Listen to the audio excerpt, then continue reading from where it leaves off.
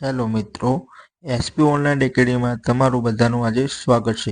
તો મિત્રો, આજે આપણે એક નવી ભરતી લઈને આવી ગયા છીએ. તો તે ભરતીની વાત કરીએ મિત્રો, અમદાવાદ મ્યુનિસિપલ કોર્પોરેશન દ્વારા નવી ભરતી બહાર પાડી છે. તો મિત્રો, વિડીયો છેલ્લે સુધી જોજો અને વિડીયોને સ્કીપ કરતા નહીં મિત્રો. તો મિત્રો, આ વિડીયો તમારે બહુ મહત્વનો છે, એટલા માટે કહી દઉં. તો મિત્રો, અમદાવાદ મ્યુનિસિપલ કોર્પોરેશન વહીવટી કેડર માટે સહાયક સિનિયર ક્લાર્ક જગ્યા ભરવા માટે નિયત લાયકાત ધરાવતા ઉમેદવારો પાસેથી તારીખ 7/7/2026 રોજ 12 કલાક સુધીમાં મળે તે ફક્ત ઓનલાઈન અરજી મંગાવવામાં આવશે. તો મિત્રો, જગ્યાનું નામ જાણીએ તો સહાયક સિનિયર ક્લાર્ક. તો મિત્રો, જગ્યાની સંખ્યાની કુલ વાત કરીએ તો 250 જગ્યાની માહિતી નીચે મુજબ છે. 250 જેવી જગ્યા બહાર પાડવામાં આવી છે. તો મિત્રો, શૈક્ષણિક લાયકાત અને અનુભવની વાત કરું તો મિત્રો, સરકારી સ્થાનિક સ્વરાજ્યની સંસ્થાઓ, સરકારી ઉપક્રમ, અર્ધસરકારી બોર્ડ, નિગમ, મ્યુનિસિપલ કોર્પોરેશન, કંપની એક્ટ 1956 તથા 2013 હેઠળ રજીસ્ટર થયેલ હોય તેવી કંપની, કોઓપરેટિવ સોસાયટી એક્ટ 2012 હેઠળ રજીસ્ટર થયેલ સંસ્થા 3 વર્ષનો વહીવટ કેડરનો સંયુક્ત અથવા અલગ અનુભવ ધરાવતો હોવો જોઈએ. પગાર ધોરણ સીધી ભરતી કે ગુજરાત સરકાર નાણાં વિભાગમાં 16/2006ના ઠરાવ મુજબ ખર્ચ 2057 એક ઠરાવના અન્વયે ફિક્સ પગારથી રહેણાંકમાં ફિક્સ પગારથી નિમણૂક પગાર થયેલ હોવો જોઈએ મિત્રો. તો મિત્રો, પગાર ધોરણની વાત કરું તો પગાર ધોરણ તમારો રહેશે હાલનો ફિક્સ વેતન ₹26,000 મિત્રો આપવામાં આવશે. એ પણ મિત્રો 3 વર્ષ સુધી. ત્યારબાદ કામગીરી મૂલ્યાંકનને આધારે ધ્યાનમાં લઈ લેવલ 4 પે મેટ્રિક ₹25,000થી માંડીને ₹81,100ની ગ્રેડ વેતન નિયમ મુજબ મળી શકવાની શક્યતા ભથ્થા મુજબ રહેશે. તો મિત્રો, બીજી વાત કરીએ ઉંમરની, તો ઉંમર રહેશે તમારી અરજી કરવાની છેલ્લી તારીખે ઉમેદવારની ઉંમર 18 વર્ષ કે તેથી ઓછી ના હોવી જોઈએ અથવા 38 વર્ષથી વધુ ના હોવી જોઈએ. તે નિમિત્તે સિવાય આમાં તમામ અમદાવાદ મ્યુનિસિપલ કોર્પોરેટિવમાં ફોર્મ ભરી શકે છે. તો મિત્રો, બીજી વાત કરીએ સિનિયર ક્લાર્ક ભરવાની કુલ જગ્યાની વાત કરીએ. કુલ જગ્યા છે 250 મિત્રો. ભરતી બહાર પાડવામાં આવી છે. તો જનરલ માટે 105ની ભરતી છે. એસસી ઉમેદવારો 15, એસટી ઉમેદવારો 39 અને SEBCW એટલે 68, ઈડબ્લ્યુએસ માટે 25 મિત્રો. મહિલાની વાત કરીએ તો જનરલ માટે 34, એસટી માટે 4, એસટી માટે 12, SEBC માટે 22, ઈડબ્લ્યુએસ માટે 68. તો મિત્રો, આ કોષ્ટક તમે જોઈ શકો છો. એવું તો વિડીયો મિત્રો આ સ્ક્રીનશોટ પાડીને પણ લઈ શકો છો, તેથી તમને વધુ ધ્યાન રહે. તો મિત્રો, આ જે જોઈ શકો છો તમે આખું કોષ્ટક આ પ્રમાણે છે મિત્રો. એવું તો વિડીયોને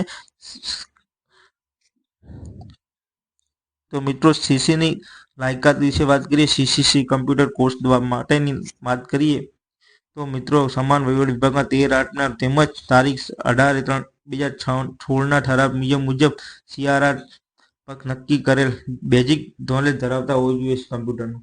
તો મિત્રો, કોઈ પણ તાલીમી સંસ્થાનું પ્રમાણપત્ર માર્કશીટ ધરાવતો હોવો જોઈએ અથવા સરકાર માન્ય યુનિવર્સિટી તથા કમ્પ્યુટર જ્ઞાન અંગે કોઈ પણ ડિપ્લોમા, ડિગ્રી કે સર્ટિફિકેટ કોર્સ કરેલા હોવા જોઈએ. તેવા પ્રમાણપત્ર ધોરણ 10ના પાસ થયેલ 12ની પરીક્ષા મુજબ કોમ્પ્યુટર એક વિષય તરીકે હોય તેવા પ્રમાણપત્ર ધરાવતો હોવો જોઈએ. તો મિત્રો, બીજી વાત કરીએ ઉમેદવાર ઓનલાઈન અરજીમાં ફોર્મ ભરેલ વિગતો સમગ્ર ભરતી પ્રક્રિયા માટે આખરી ગણવામાં આવશે. મિત્રો, એકવાર ફોર્મ ભરેલી બધી વિગતો સમગ્ર ભરતી લાસ્ટ ગણવામાં આવશે. કોઈ ચેન્જીસ કરવામાં આવશે નહીં. અરજીમાં દર્શાવેલ વિગતો અંગે ફેરફાર કરવાની કોઈ જ બાબતે ગણતરી રાખજો નથી. તો મિત્રો, એકવાર ગણતરી ફોર્મમાં જે માહિતી ભરશો તે સાચી ભરજો. તો મિત્રો, ઓનલાઈન ઉમેદવાર અરજી ફોર્મમાં જે પાસપોર્ટ સાઇઝનો ફોટો અપલોડ કરેલો હોય તે ફોટોગ્રાફ વધુ કોપી તમારી જોડે રાખવી, કારણ કે લેખિત પરીક્ષા, ઇન્ટરવ્યુ ફોટોગ્રાફ રજૂ કરવામાં આવશે. તો મિત્રો, ઉંમર અને લાયકાત અનુભવ ઓનલાઈન અરજી સ્વીકારે છેલ્લી તારીખ વિશે રોજની ગણવામાં આવશે. તો જાહેરાત દર્શાવેલ ઉપરની વય મર્યાદા ઉંમર નીચે મુજબ છૂટછાટ મળવાપાત્ર છે. મળવાપાત્ર રહેશે. તો મિત્રો, બીજી વાત કરીએ આપણી અનુસૂચિત જાતિ 5 વર્ષ સુધીમાં વધુમાં 45 વર્ષની વય મર્યાદા છૂટછાટ આપવામાં આવશે. મૂળ ગુજરાતના અનુસૂચિત જાતિ અનુસૂચિત જનજાતિના સામાજિક તથા શૈક્ષણિક તથા પ્રસાદિકના સાંસ્કૃતિક નબળા વર્ગમાં મહિલાના ઉમેદવારો માટે 10 વર્ષની છૂટછાટ આપવામાં આવશે. બિન અનામત અને મહિલા ઉમેદવારો માટે 5 વર્ષ, વધુમાં વધુ 45 વર્ષની મર્યાદામાં છૂટછાટ રહેશે. દિવ્યાંગ ધરાવતા ઉમેદવારો માટે 10 વર્ષની, વધુમાં વધુ 45 વર્ષની મર્યાદામાં તો મિત્રો ઉમેદવાર લાગુ પડશે નહીં બીજાને. તો મિત્રો બીજી વાત કરીએ, અનામત વર્ગના ઉમેદવારો બિન અનામત જગ્યા માટે અરજી કરશે તો આવા ઉમેદવારો માટે સ્વીકારવામાં આવશે નહીં.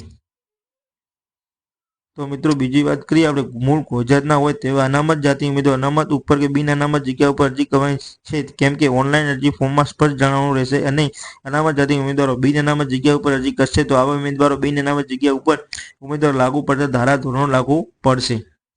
તો મિત્રો વાત કરીએ, અનુસૂચિત જાતિ અનુસૂચિત જનજાતિ સામાજિક શૈક્ષણિક પછાત વર્ગ આર્થિક રીતે નબળા વર્ગ પૈકી ઉમેદવાર જે વર્ગના હોય તે વિગતો અરજી પત્રક અચૂક આપવી. તો મિત્રો ઉમેદવારો અરજી પત્રમાં સંબંધિત કોલમમાં જે અનામત કક્ષા દર્શાવેલ નહીં હોય પાછળથી અનામત ઉમેદવાર તરીકે લાભ મેળવવાનો દાવો માન્ય રાખવામાં આવશે નહીં. તો મિત્રો જોઈ શકો તમે આ કોષ્ટકમાં જે મેન ટોપિક છે મિત્રો હું હાઇલાઇટ કરીને તમને કહી છું.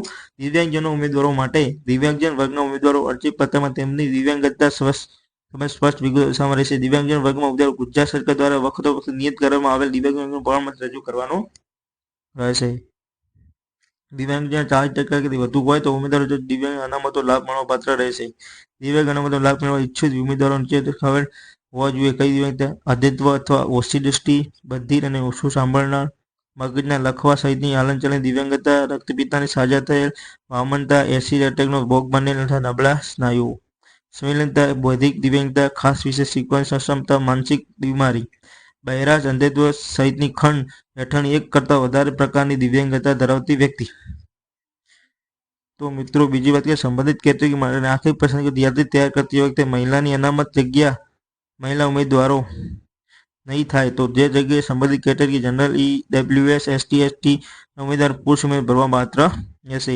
ઉમેદવાર વિધવા હોય તો અરજી પત્રકમાં કોલમ સામે હા અથવા લાગુ પડતું નથી એમ દર્શાવવાનું રહેશે. તો મિત્રો બીજી વાત કે ઉમેદવારો લેખિત પરીક્ષા ટેસ્ટ ઇન્ટરવ્યૂ માટે સ્વય ખર્ચે આવવાનું રહેશે. તો મિત્રો આ આપણે જોઈ શકો છો. મિત્રો આ વિડીયો તમને સારો લાગ્યો તો તમારા મિત્રોને શેર કરો અને કોમેન્ટ કરો કેવો લાગ્યો વિડીયો. તો મિત્રો જોઈ શકો છો ક્લાસની નવી ભરતીનો વિડીયો તમે જોશો. નેક્સ્ટ ભરતી માટે અમારા સાથે જોડાયા રહો. ઓકે મિત્રો, થેન્ક યુ.